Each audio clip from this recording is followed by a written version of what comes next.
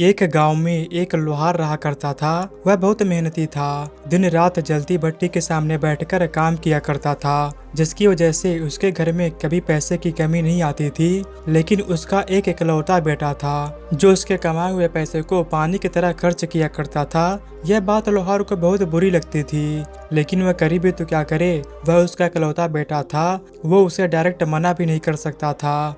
लेकिन एक दिन लोहार ने अपने बेटों को सबक सिखाने के बारे में सोचा। वो अपने बेटों को पास बुलाता है और कहता है कि बेटा, आज के बाद तुम्हें मुझे हर रोज 10 रुपए देने होंगे, और अगर तुम ऐसा नहीं कर पाओगे तो तुम्हें शाम का खाना नहीं मिलेगा। पिता की यह बात सुनने के बाद लड़का बहुत ज्यादा परेशान हो जाता है और वह काम की तलाश में निकल जाता है। पूरा दिन भटकने के बाद भी उसे कोई काम नहीं मिलता तो वो वापस अपने घर लौट जाता है।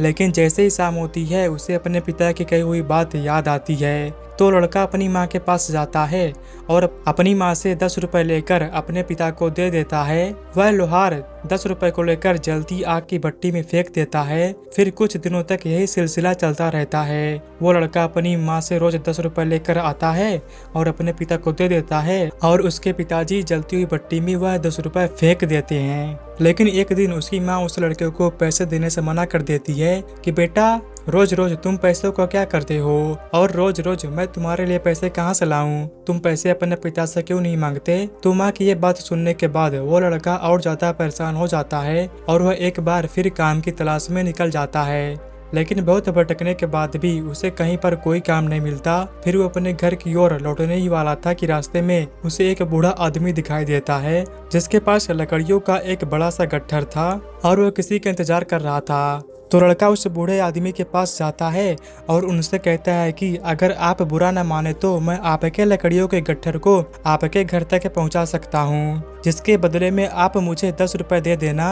लड़के की यह बात सुनने के बाद वह बूढ़ा आदमी मान जाता है। उसके बाद वह लड़का बूढ़े आदमी के लकड़ियों के गट्ठर को सर पर उठाकर चलने लगता है। लकड़ियों के गट्ठर में बहुत ज्यादा वजन होता है और वह लड़का इतना वजन जिंदगी में पहली बार उठा रहा होता है। इसके कारण वह पसीना पसीना हो जाता है और दर्द के मारे वह बहुत ज़्यादा थक जाता है। लेकिन जैसे वो लड़का उस लकड़ियों के गट्ठर को उस आदमी के घर तक पहुंचा देता है और उनसे 10 रुपए लेकर सीधा अपने पिताजी के पास जाता है और अपने पिता को वो पैसे दे देता है, तो वो लोहार हर दिन की तरह उन पैसों को लेकर चलती आग की भट्टी में फेंकने ही वाला था। तो लड़का अपने पिता का हाथ पकड़ लेता है और कहता है कि पिताजी, शायद आपको पता नहीं यह पैसे कितनी मेहनत से आए हैं और आप इन्हें आग में फेंक रहे हैं। तो लोहार कहता है, बेटा, यही बात तो मैं तुम्हें कब से समझाना चाहता हूँ कि मैं जो दिन रात इतनी जलती आग की भट्टी के सामने बैठकर मेहनत करता हूँ, मेरी इस मेहनत की कमाई को तुम पानी की तरह क्यों खर्च कर रहे हो? तुम्हें कब समझ में आएगा कि पैसा बहुत कीमती होता है, पैसे को कमाने के लिए बहुत मेहनत करना पड़ता है। यह बात सुनकर उस लड़के को सारी बातें समझ आ जाती है और वह लड़का उसी दिन से अपने पिता के साथ मिलजुल कर काम करने लग जाता है। दोस्तों, इस छोटी सी कहानी के माध्यम से मैं बस आपको यह बताना चाहता हूँ कि आप अपने माता पिता की कमाई को फिजूल कहीं पर खर्च ना करें।